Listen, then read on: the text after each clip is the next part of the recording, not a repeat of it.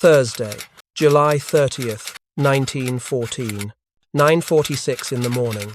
The Winter Palace, St. Petersburg, Russia. On this hot Thursday morning, a single telegram would set in motion the deaths of 20 million people. The wire arrived at the Winter Palace in St. Petersburg at 9:47 in the morning, carried by a trembling courier who understood nothing of its contents but everything about the silence that followed its delivery. Tsar Nicholas II, emperor and autocrat of all the Russias, sat in his private study overlooking the Neva River, the paper shaking slightly in his manicured hands. Outside, the summer sun cast long shadows across the capital's Baroque facades. Inside, the temperature seemed to drop 20 degrees. The telegram was from Vienna. It was an ultimatum to Serbia, and it meant that everything Nicholas had done to preserve peace, every compromise, every carefully worded diplomatic note, had failed. What the Tsar did next, in the 72 hours that followed, would transform a regional Balkan crisis into the greatest catastrophe in human history to that point. He would order the mobilization of 1,400,000 men.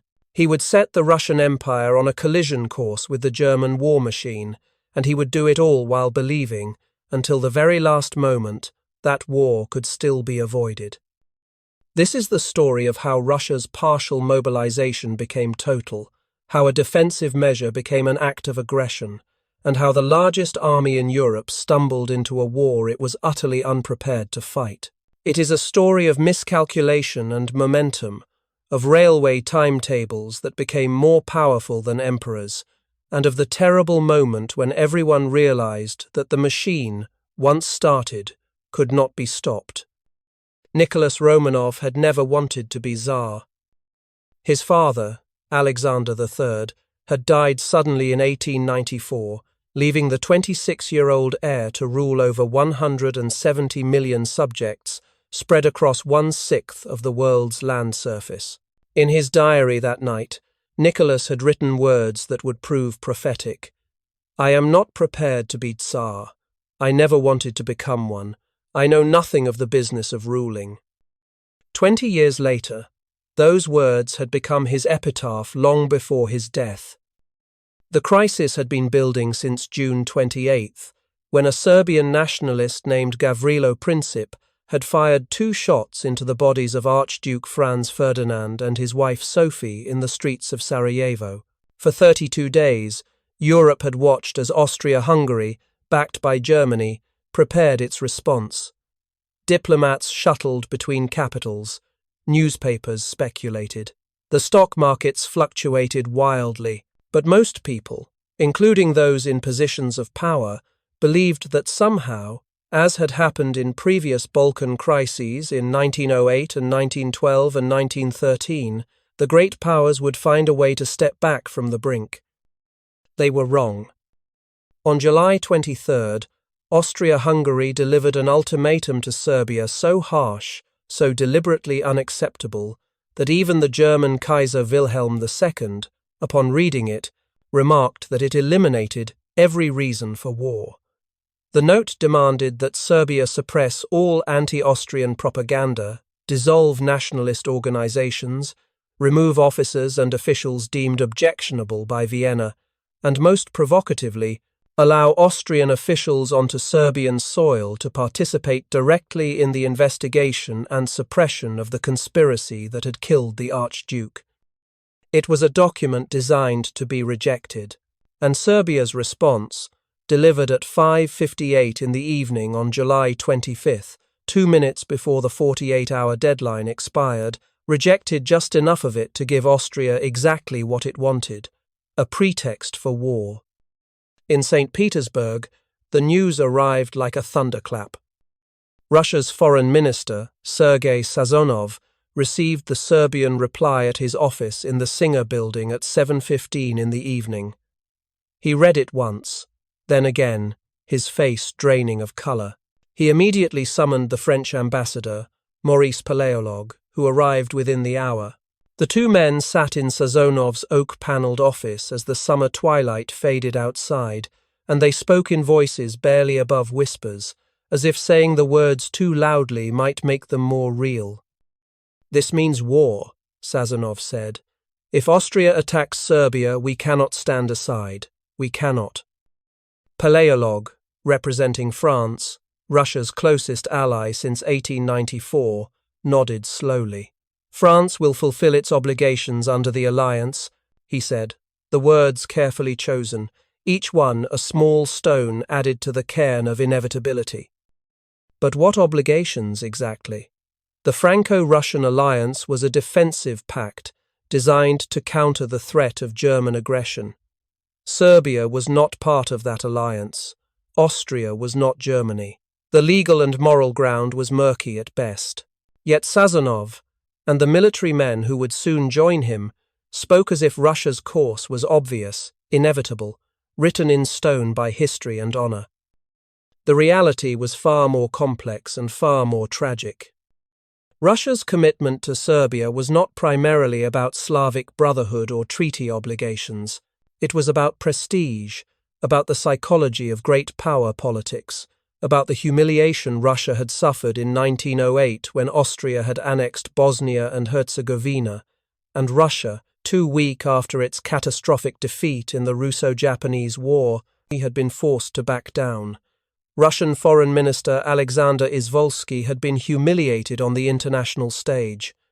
The Russian press had raged about Slavic betrayal. The Tsar had been depicted in political cartoons as weak, indecisive, a ruler who could not protect Russia's interests or its clients. 6 years later, the Russian government had convinced itself that another retreat would be fatal. Not militarily fatal, politically fatal. The regime's legitimacy, already shaken by the 1905 revolution, by Bloody Sunday, by the ongoing struggle between autocracy and reform, could not survive another public surrender. And so, on July 25th, even as Austria and Serbia exchanged their final diplomatic notes, Russian military planning began. General Vladimir Sukhomlinov, the Minister of War, was a man of 65 years with a young wife, expensive tastes, and a reputation for corruption that was well earned. He was also, in July 1914, in a state of near panic. Despite years of French loans and military modernization programs, despite the great military program of 1913 that was supposed to transform the Russian army by 1917, Sukhomlinov knew the terrible truth. Russia was not ready for war. The Russian army on paper numbered 1,400,000 active soldiers, with another 3,500,000 trained reservists. It was the largest standing army in the world, but size is not strength. The Russian army in 1914 was a giant with feet of clay, an industrial-age force trying to operate with 19th-century infrastructure and 18th-century logistics. Russia had 6,700 kilometers of railway track on its western frontier. Germany had 26,000. Russia could move 250 trains per day to the front. Germany could move 550. A Russian infantry division required more than 900 horse-drawn wagons for transport and supply. A German division used fewer than 500. Russian soldiers were issued Mosin Nagant rifles that were excellent weapons, but Russian factories could produce only 500 per day. Russia had 3,500 artillery pieces. Germany had 9,000. Russia's shell reserves would last, at best, 2 months of intensive combat. These numbers were known to the men planning Russia's mobilization. They were discussed in military conferences, written in confidential reports, whispered in the corridors of power. And yet, when the moment came, they did not matter. Because mobilization was not really about being ready to fight. It was about not being left behind. The Council of Ministers met on the afternoon of July 24th in an emergency session at the Tsar's summer residence in Tsarskoye Selo, 15 miles south of St. Petersburg. The palace was a monument to imperial grandeur, its halls decorated in gold leaf and marble, its walls hung with paintings by masters, its gardens stretching across hundreds of acres of manicured perfection. It was a place designed to inspire awe and obedience, But on that afternoon, in a relatively modest conference room, 8 men gathered to decide whether the Russian Empire would go to war, and they did so with a speed and certainty that bordered on recklessness. Sazonov presented the case for military action. Austria's ultimatum to Serbia, he argued, was not really about Sarajevo. It was about destroying Serbia as an independent state, about extending Austrian and German influence into the Balkans, about encircling Russia and reducing it to a second-rate power. If Russia did nothing, if it abandoned Serbia, it would lose all credibility. The Slavic peoples would turn away from St. Petersburg. Constantinople, the ancient prize that Russia had coveted for centuries, would remain forever in Ottoman or Western hands. Russia's great power status would evaporate. "We cannot repeat the humiliation of 1908, Sazonov said, his voice rising. "If we hesitate now, we will cease to matter." The phrase, "cease to matter," hung in the air like smoke. For an empire that defined itself through grandeur and historical mission, the prospect of irrelevance was more terrifying than war. Minister of War Sukhomlinov was less eloquent but equally committed. He confirmed that the army was prepared to execute what was called partial mobilization, the activation of the 4 military districts facing Austria, Hungary in the south, the Kiev, Odessa, Moscow, and Kazan districts, totaling approximately 1 million men. This would send a signal to Vienna, demonstrate Russian resolve, and support Serbia without directly threatening Germany. It sounded reasonable. It sounded like a measured response. It was neither. The problem, though few in that room understood it fully, was that partial mobilization was a bureaucratic fiction. The Russian war plans, painstakingly developed over decades, did not actually have a viable option for mobilizing against Austria alone. Russia's 2 main enemies, Germany and Austria-Hungary, were allies. They had to be fought simultaneously. The railway schedules, the supply depot assignments, the unit deployment orders, all assumed full mobilization. Plan 19, the comprehensive scheme that would send Russian armies west toward Germany and south toward Austria in one overwhelming surge. To change those plans at the last minute, to attempt to mobilize only part of the army, would create chaos. It would mean rewriting thousands of railway timetables, reassigning millions of tons of supplies, redirecting hundreds of thousands of troops. Even if it were theoretically possible, it would leave Russia desperately vulnerable.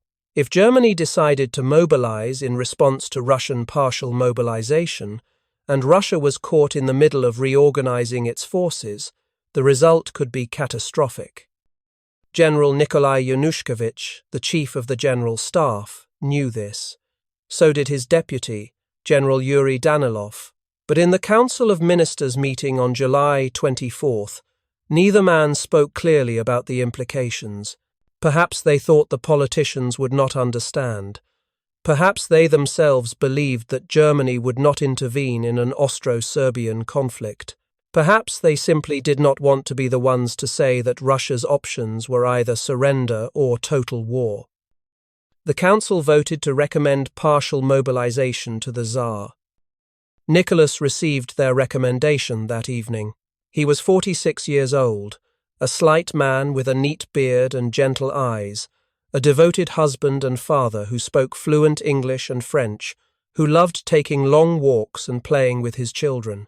He was also an autocrat by temperament and training, a man who believed deeply in his divine right to rule, who saw compromise as weakness and public opinion as something to be managed, not obeyed.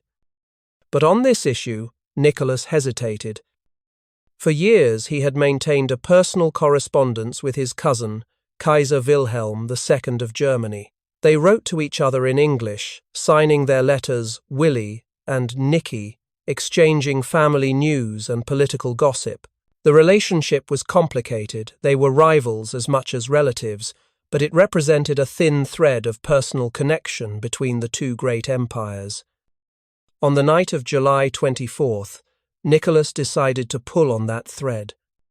He sent a telegram to Wilhelm.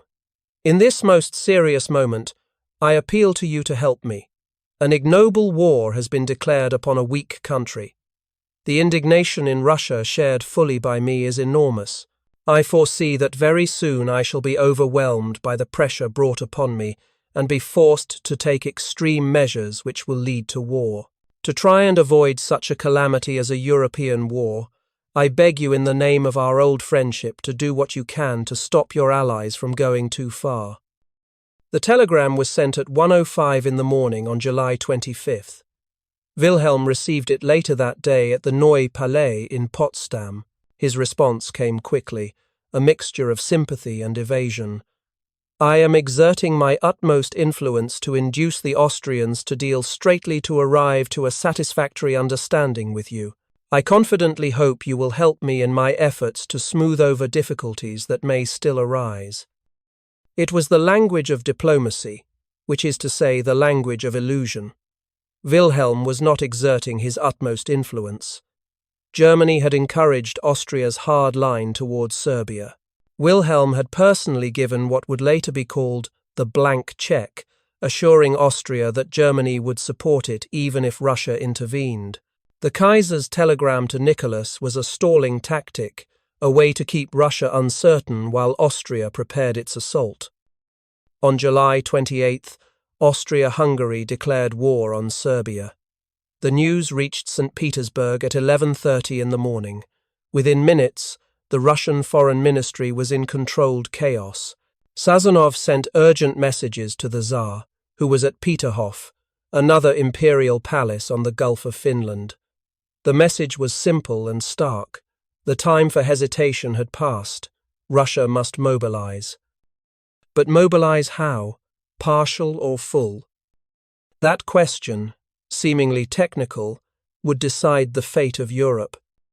General Sergei Dobrorolski, the officer responsible for coordinating Russia's mobilization, received the order for partial mobilization on the afternoon of July 28th. He was in his office at the General Staff Building on Palace Square when the directive arrived. Dobrorolski was a meticulous man, a details-oriented administrator who understood the Russian military bureaucracy better than almost anyone alive. And as he read the order, he felt something close to despair.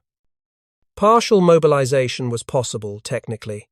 The telegrams could be sent, the reservists could be called up, the trains could begin to move, but Dobrorolski knew what would happen next. The system would start to tear itself apart. Units designated for the German front would be diverted south. Supply lines would tangle, and if, when, Germany mobilized in response, Russia would need to switch from partial to full mobilization, creating a second wave of chaos layered on top of the first. He picked up the telephone and called General Yanushkevich. "Sir, we need to reconsider this. Partial mobilization will create more problems than it solves." Yanushkevich's response was brusque. "The decision has been made. Implement the order." The first telegrams went out at 6:00 in the evening. They reached military district headquarters across the western and southern portions of the empire, from Kiev to Odessa, from Moscow to Kazan. The messages were terse, encoded, and absolute. Mobilization begins tomorrow, July 29th. All reservists to report to assembly points. All railway transport to be prioritized for military use. All leave cancelled. In thousands of villages and towns, men received the news with a mixture of emotions. Some responded with patriotic fervor, eager to defend Slavic brothers in Serbia. Others felt dread, remembering the disasters of the Russo-Japanese War less than a decade earlier. Many simply felt confusion. Why were they being called up? Was Russia actually at war? With whom? The mobilization process in 1914 was not a matter of pressing a button or sending an email. It was an analog, industrial operation of staggering complexity. Each military district had to contact its subordinate units by telegraph or courier. Those units had to send messengers to villages, often covering hundreds of miles on horseback or by rail. The messengers would ride through the countryside, stopping at town halls and church squares, reading proclamations, posting notices. Then the men would come. Peasants mostly, farmers and labourers, the backbone of the Russian Empire's agricultural economy. They would kiss their wives and children goodbye, pack a small bag of possessions, and walk to the nearest assembly point. There they would be issued uniforms, often ill-fitting. They would be formed into companies and battalions. They would board trains heading west. The scale was unprecedented.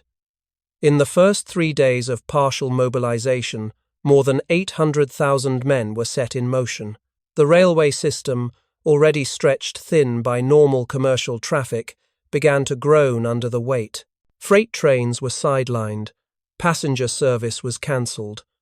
The entire western portion of the empire started to reorient itself around a single purpose, moving men and material toward the frontier.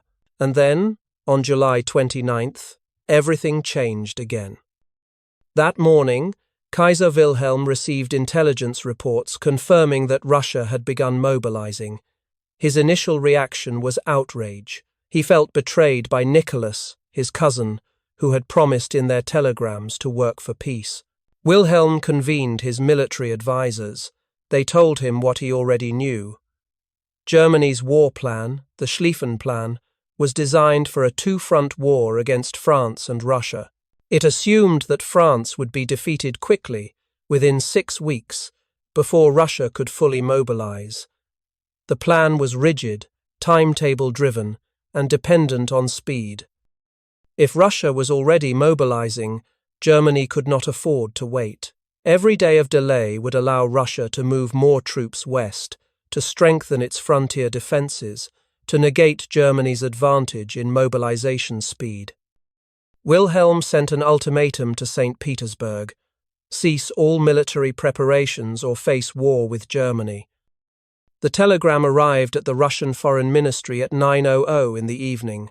Sazonov read it and immediately called for another emergency meeting. That night, July 29th, was perhaps the last moment when the slide into general war could have been stopped. Perhaps. Sazonov met with General Yanushkevich and General Nikolai Ivanov, commander of the Kiev military district. They gathered in Sazonov's office, maps spread across the table, telegraph machines chattering in adjacent rooms. The question before them was existential.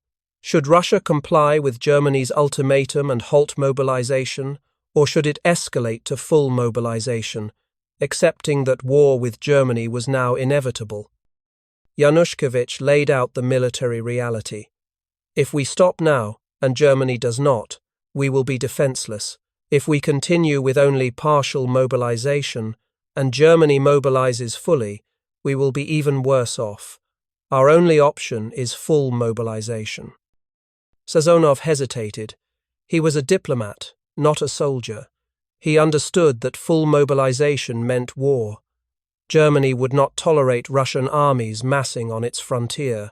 But he also understood that backing down now would be political suicide for the regime, perhaps even for himself personally. At 11:45 that night, Sazonov made his decision. He telephoned the Tsar at Peterhof. The call lasted 17 minutes. No transcript exists, but the outcome is known. Sazonov argued that partial mobilization was untenable, that Germany's ultimatum was designed to paralyze Russia while Austria destroyed Serbia, that Russia's honor and security demanded full mobilization. Nicholas resisted. He pointed out that full mobilization meant war. He mentioned his correspondence with Wilhelm. He spoke of his horror at the prospect of European bloodshed, but in the end, Nicholas agreed. At 12:15 in the morning on July 30th, the Tsar signed the order for full mobilization. General Dobrorolski, awakened at his home, returned to the General Staff building to implement the directive. He later wrote in his memoirs, "I felt as though I were living through an earthquake. Everything I had worked for, everything we had prepared for, was happening at once, and I knew that we were not ready." The order went out by telegraph at 12:45. Within hours, it reached every military district in European Russia. The scope was staggering. 1,400,000 active duty soldiers, plus 3 million reservists, a total of 4,400,000 men, would be mobilized over the next 15 days. It was the largest military mobilization in human history to that point. The system that Dobrorolski had feared would collapse held together, barely. Railway officials worked 20-hour shifts, managing traffic flows, rerouting trains, allocating cars and locomotives. Supply officers emptied warehouses, distributing boots and coats and rifles. Telegraph operators sent and received thousands of messages per day, coordinating movements, confirming arrivals, reporting problems. But the problems were legion. Trains arrived at depots without fuel. Units showed up without their officers.